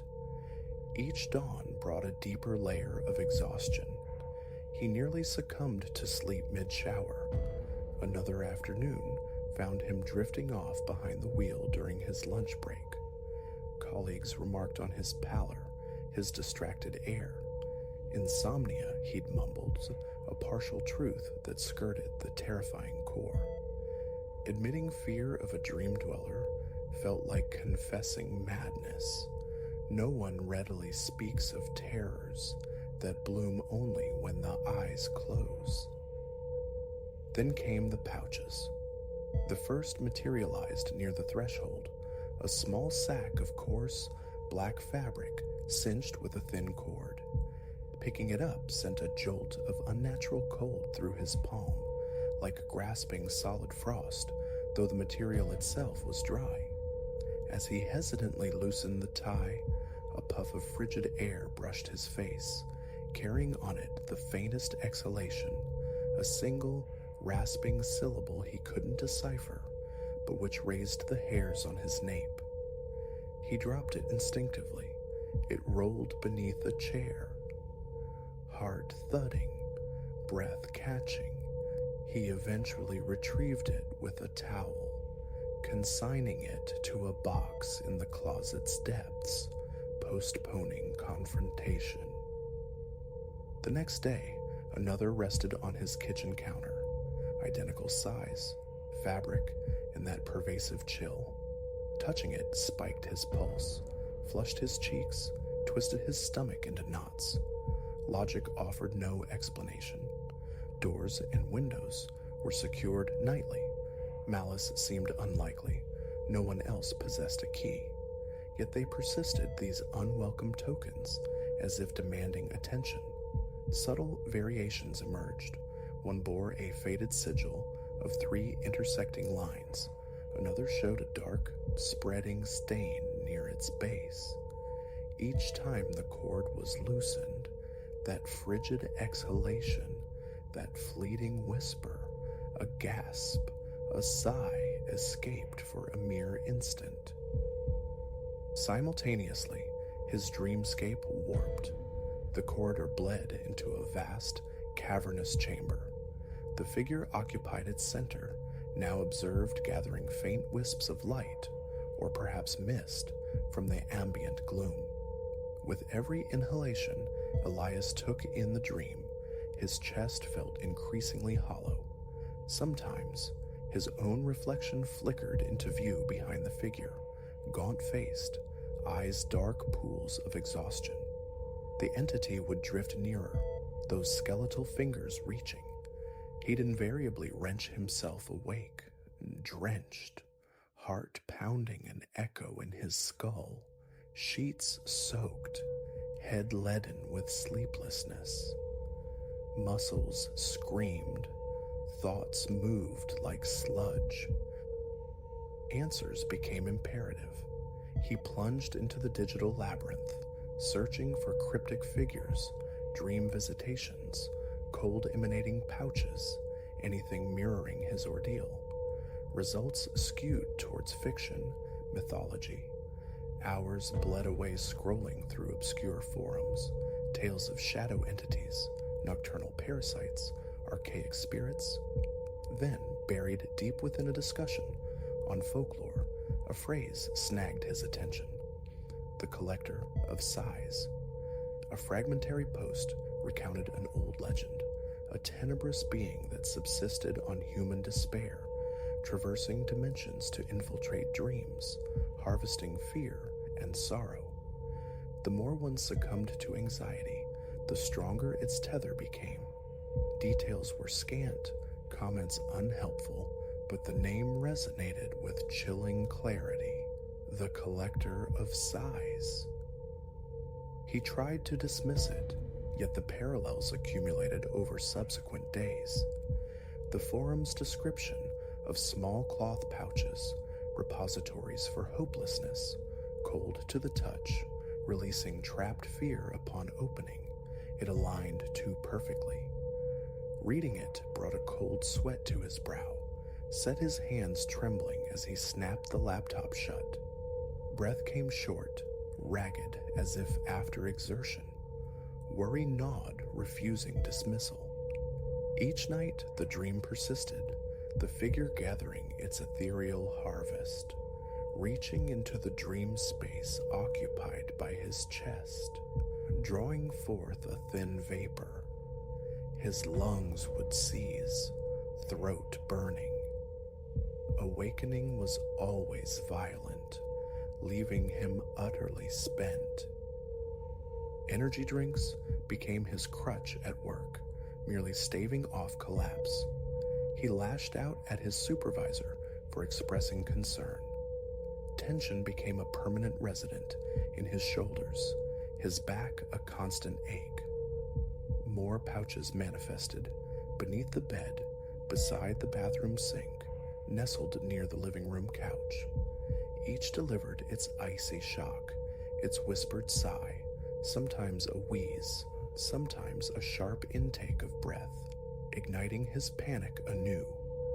He continued collecting them in the cardboard box, a growing cache of dread in his closet corner, unsure of any alternative. One evening, slumber overtook him on the couch. The vast chamber returned, its walls darker, stained. The figure waited, but this time it turned its hooded head, fixing its unseen gaze directly upon him. A low hiss slithered through the dream air. His vision swam. Weakness flooded his limbs, forcing him to his knees. As the figure extended its hand, a visceral, pulling sensation emanated from his chest, as if unseen cords tugged at his very lungs. Tears blurred his sight. His arms trembled uncontrollably. With a desperate wrench of his body, he tore himself awake, finding himself sprawled on the floor, face pressed to the rough carpet. He gasped, gulping air, sweat stinging his temple. The need to confide became urgent, yet who would believe such a tale? Friends were distant memories, family geographically removed. A doctor? I think a dream demon is stealing my energy. Prescriptions or referrals seemed the likely inadequate outcome, so research became his solitary refuge. He devoured texts on ancient spirits, oniric entities, methods of severance, rituals, chants, prayers surfaced. Others advocated mental fortitude, starving the entity by denying it fear. But the fear was visceral, the exhaustion profoundly real. He attempted mental barricades before sleep, loud music, mindless videos, frantic tidying, futile distractions. The moment eyelids drooped, his thoughts spiraled back to the figure, dread mounting for the inevitable encounter. Even daylight offered no sanctuary. Flashes of the dream ambushed him at his workbench, hands shaking, dropping tools. The ache persisted, a hollow void beneath his ribs. A chilling pattern emerged. The pouches didn't appear randomly. Their arrival coincided with days marked by heightened anxiety. Stress over a workplace problem, a bout of worry. These seemed to precede the discovery of a new, cold sack left conspicuously on a table or chair. The collector, it seemed, fed directly on his turmoil, bottling fragments of his dread. Opening them now, he sometimes heard what sounded unnervingly like his own sharp gasp, captured from the dream's terror. His nights devolved further. He fought sleep, forcing himself through repetitive shows until the early hours, eyes burning, mind fogged. Inevitably, exhaustion claimed him around 3 a.m., leaving him slumped on the couch or at the kitchen table. Awakening brought no refreshment, only that bone-deep weariness. Each morning began with a pounding heart, a dry mouth, limbs like lead. He started muttering reassurances to himself. It isn't real. It can't hurt me if I don't let it. Empty words against the nightly reality. The corridor, the chamber, the figure, always waiting. Its presence felt increasingly substantial, tangible. He'd watch it lift a pouch, decant a faint vapor into it, vapor drawn directly from his dream self's chest. His own breath would hitch, stutter. He'd wake choking, gasping. A desperate act. He gathered the accumulated pouches from the closet box, sealed them in a trash bag, and drove to a remote dumpster. He hurled the bag inside, slammed the heavy lid, and sped away, a fleeting sense of agency warming him. That night, he clung to the hope of emptiness, but the dream returned relentless, and upon waking, 2 fresh pouches lay accusingly on his bedside table. A strangled cry of frustration escaped him. He kicked the bed frame, paced wildly, breath coming in ragged bursts.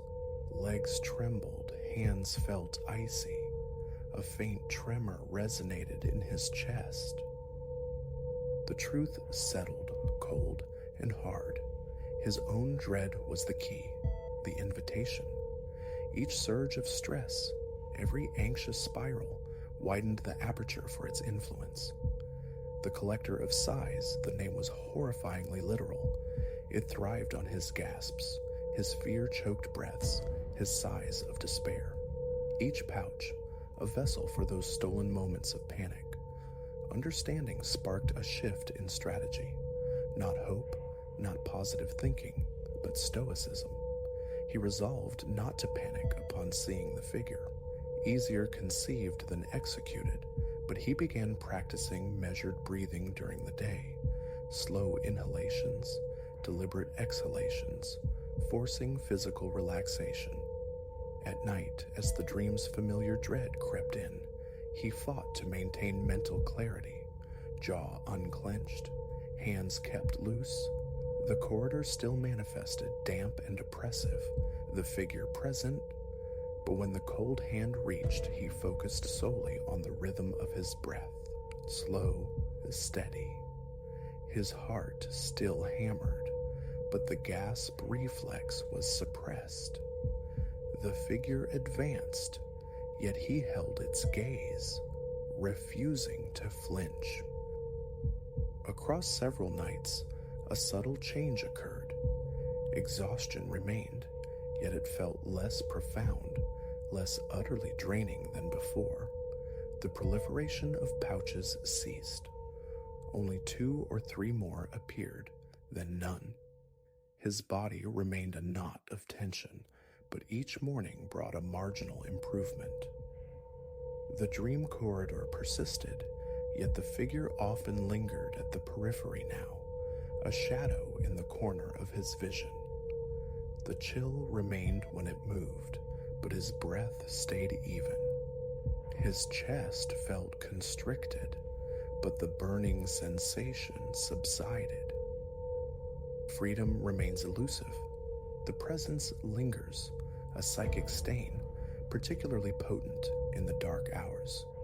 Sometimes, a faint whisper seems to emanate from the closet where the pouches once resided. Occasionally, a flicker of black at the edge of sight while he stands at the sink. His heart still leaps, but he reins in the full bloom of panic. The absence of new pouches for several days feels like a victory, however fragile. He harbors no illusions of complete understanding, only the grim knowledge that yielding to terror strengthens its hold. Composure is his only weapon. He won't feign tranquility. Flickering lights make him jump. A flashlight lives beside his bed. The bedroom door stays open, but he endures. He tries. Hope resides in starving the collector of sighs, in pushing it back, breath by steady breath, into whatever abyss spawned it. His body aches, vision blurs, nocturnal chills persist. Yet he resists surrender. Whether the visitations will cease entirely, or if this spectral cohabitation is his new reality, remains unknown. All he can control is his response, his breathing. That is the battleground, fought anew each time darkness falls and his eyes close.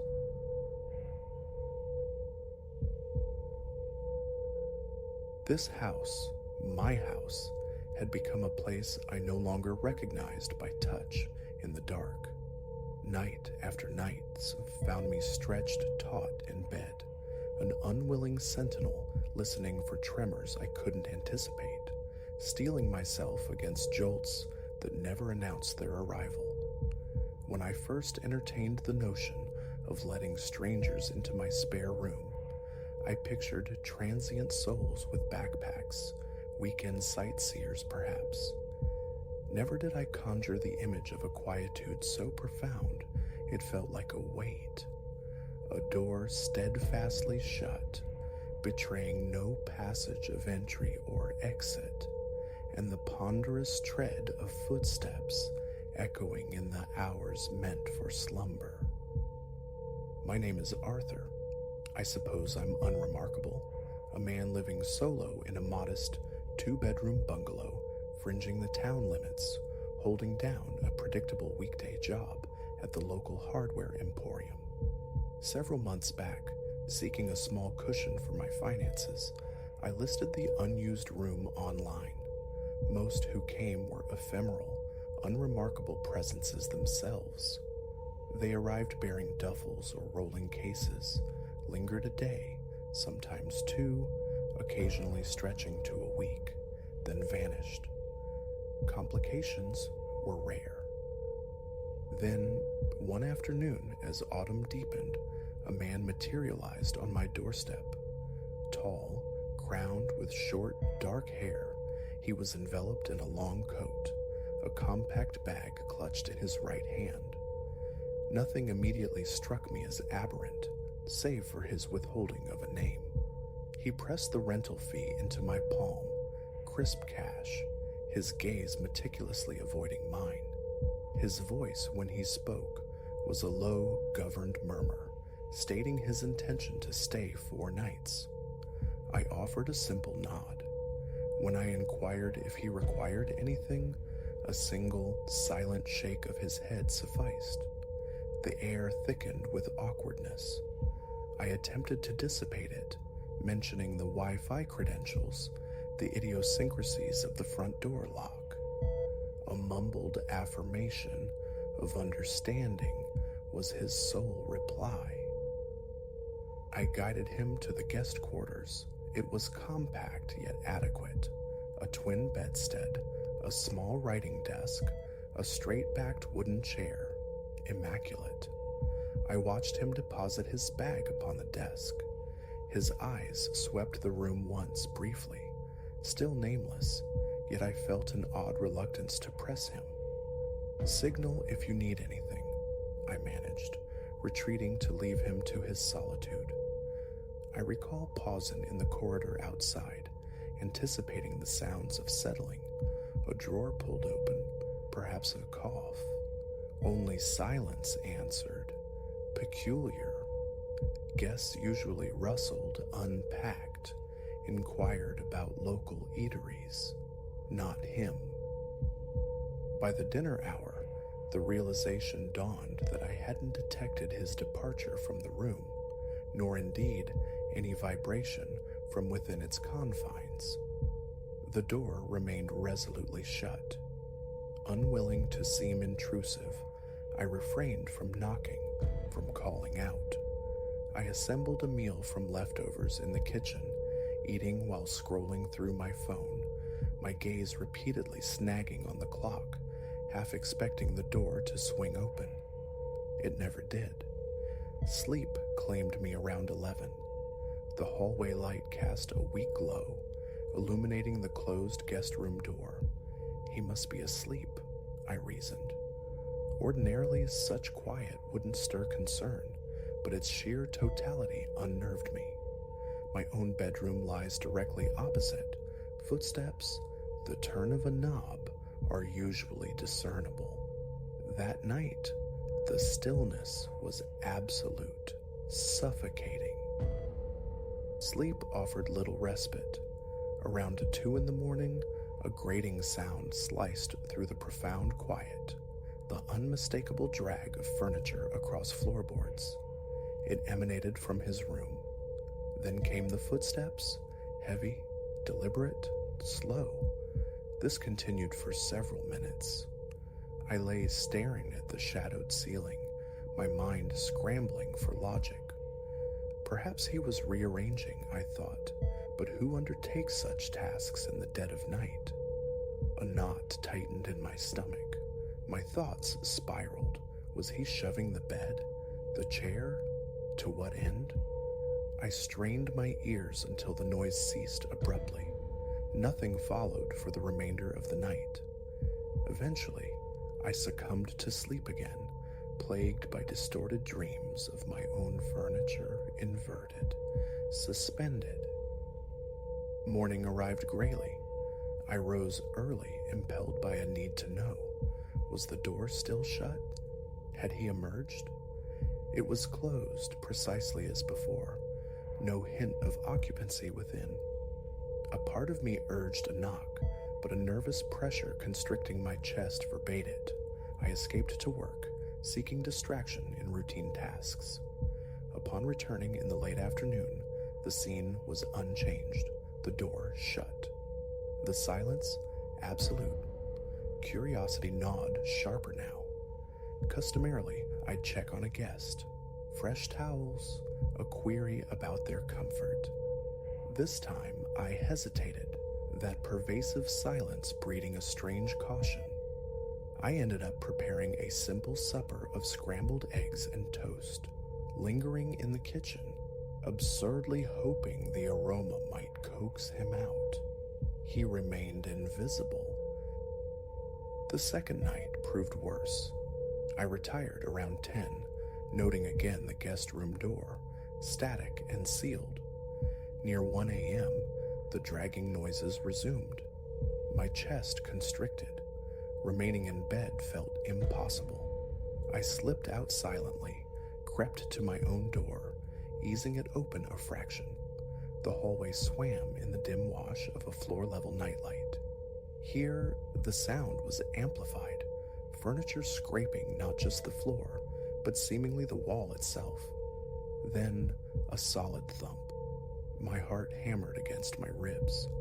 I stood transfixed, eyes locked on that impassive door, braced for it to burst open. It stayed shut. The noises persisted a few minutes longer, then ceased with jarring suddenness. No more footsteps, no more dragging. Only silence rushed back in. I waited, leaning against a doorframe, my breathing shallow and quick. Possibilities flickered, shifting the bed for warmth, proximity to the window. Had something fallen? Yet the tension felt disproportionate. Surely common courtesy dictated an apology for such nocturnal disturbance. The following morning, resolve hardened. I would knock. But before I could act, my eye caught a small scrap of black fabric lying on the hallway floor.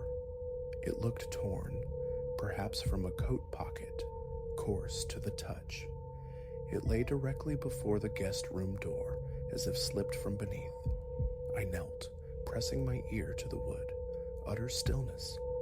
A tremor ran through me. My mouth felt arid. I knocked softly. Silence. Waited 10 seconds. Knocked again, louder. No response. Hello? I called out. Everything all right in there? The silence held. I tried the knob. Locked. Solid. Unyielding. I stood there, a prickle of sweat tracing my neck. This surpassed peculiar. Calling a locksmith, even the police crossed my mind, but the justification felt thin. He'd paid for 4 nights. This was merely the 3rd morning. Perhaps extreme privacy was his eccentricity. Still, those midnight sounds. I decided to grant it one more day. If the silence persisted, I'd seek help.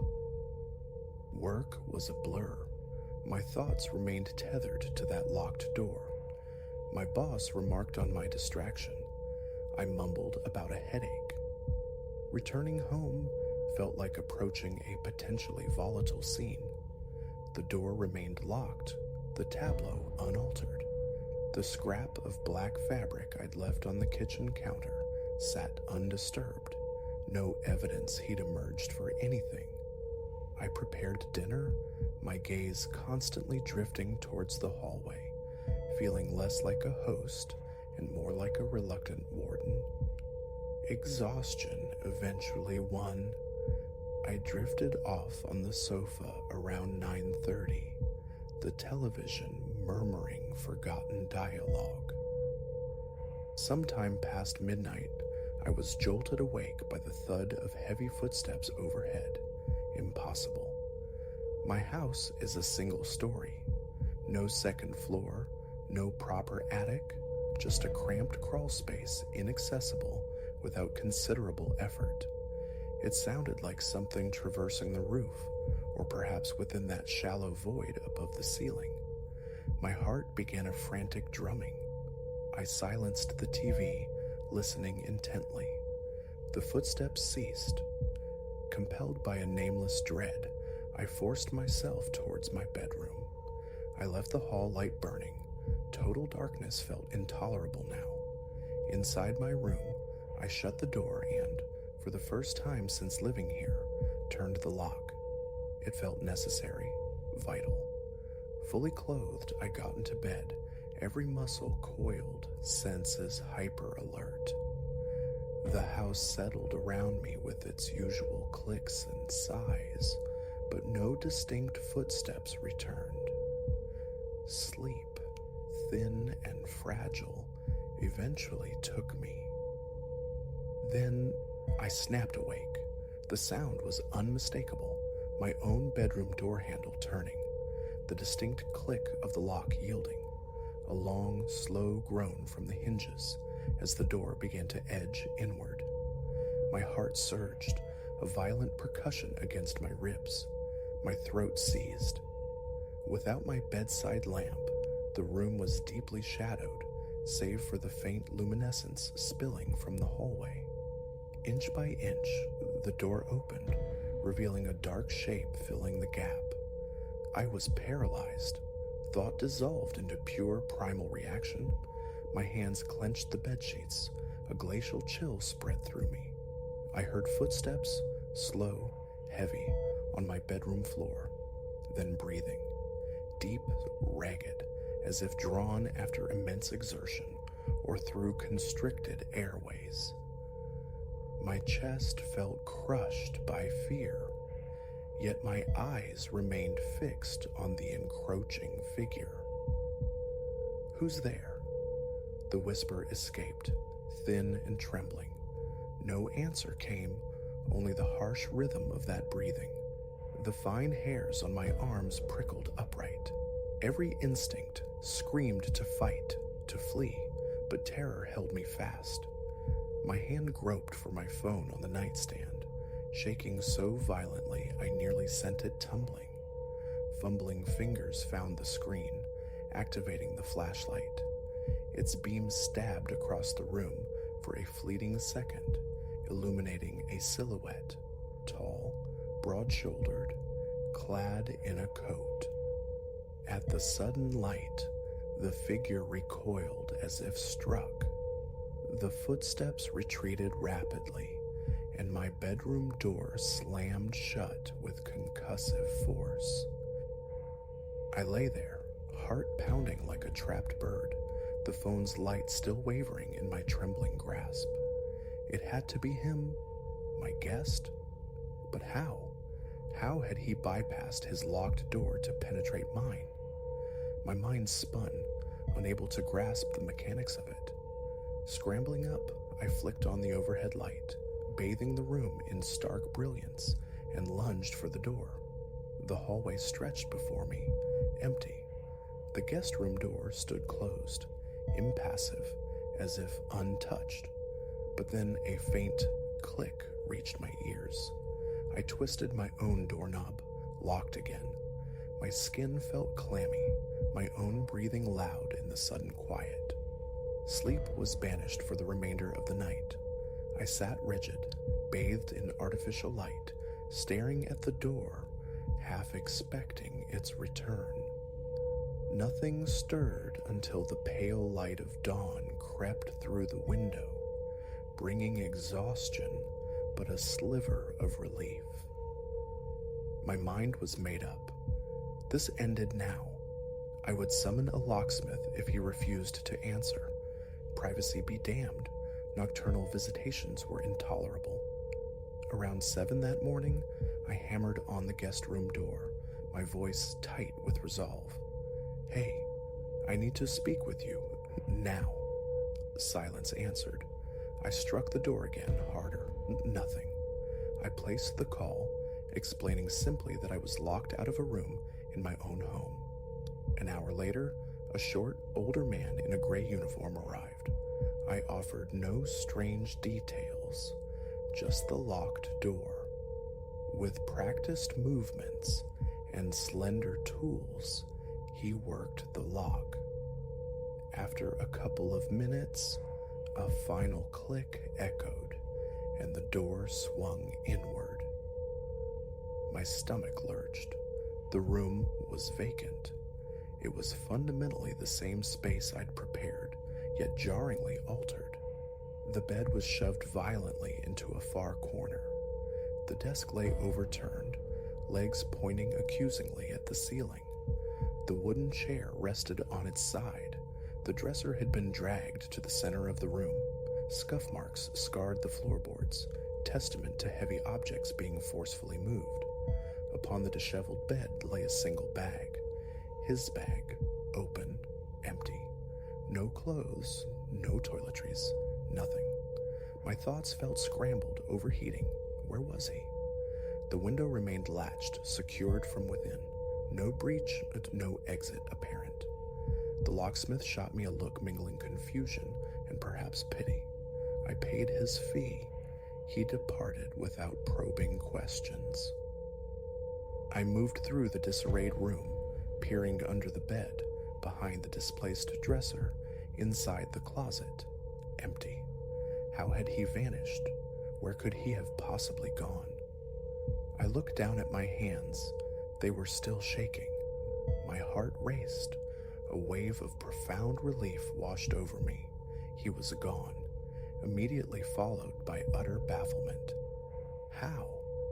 Then I noticed them, scratch marks marring the wood near the closet door handle, as if someone had clawed at it, desperate to get out from the inside. I pulled it open, empty, save for a few skeletal wire hangers and a film of dust on the shelf. But a distinct odor clung to the small space, stale, like old sweat and fear. A shiver traced my spine. I picked up the bag from the bed, turning it upside down. Nothing fell out. Utterly empty. No name tag, no identifying marks. The inner pockets were ripped. No wallet, no scrap of identification. Had he intended to leave it? None of it cohered. After minutes spent standing amidst the silent chaos, I carried the empty bag out to the refuse bin at the end of my driveway and tossed it inside. The remainder of that day passed in a state of hyper-vigilant waiting. He never returned. I remain ignorant of how he vacated that locked room, how he traversed the threshold of my own locked bedroom in the dead of night. I summoned the locksmith again, this time to replace the locks on my front and back doors. I drove nails into the guest room window frame, sealing it shut from the inside. I scoured every inch of my house, seeking hidden panels, overlooked crawl spaces. Nothing. No basement exists here, and a roof offers no easy purchase. Though he never reappeared, the conviction that some trace of him lingered, hidden, refused to dissipate. That night, I dragged a small chest of drawers before my bedroom door before sleep. A heavy flashlight became my bedside companion. Sleep was shallow, punctuated by phantom sounds. Every creak of the old house snapped my eyes open. Some time has passed since those 4 nights. The guest room remains empty, unlisted. Sometimes, in the deepest hours, when the house settles into its nocturnal rhythms, I think I hear it, the faint scrape of furniture, the whisper of heavy footsteps down the hall. I bolt upright, flashlight beam cutting the darkness, heart pounding, ready for a confrontation that never materializes. There is never anyone there, but the memory, the tactile turning of my doorknob in the blackness, the slow, protesting groan of the hinges, that ragged, unseen breathing that remains indelible. I feel its phantom touch on the back of my neck when the house falls too quiet. Who he was, why he chose my home, how he moved unseen, these questions remain, likely forever unanswered. But one truth is undeniable. Those nights irrevocably altered this space for me. It is no longer a sanctuary. It feels occupied, haunted by an absence, by a presence that never visibly departed. Now, the doors are always locked, and each night before sleep attempts its fragile hold, I wedge a chair firmly beneath my bedroom doorknob. I have no desire, ever again, to wake to the sound of those heavy footsteps drawing near.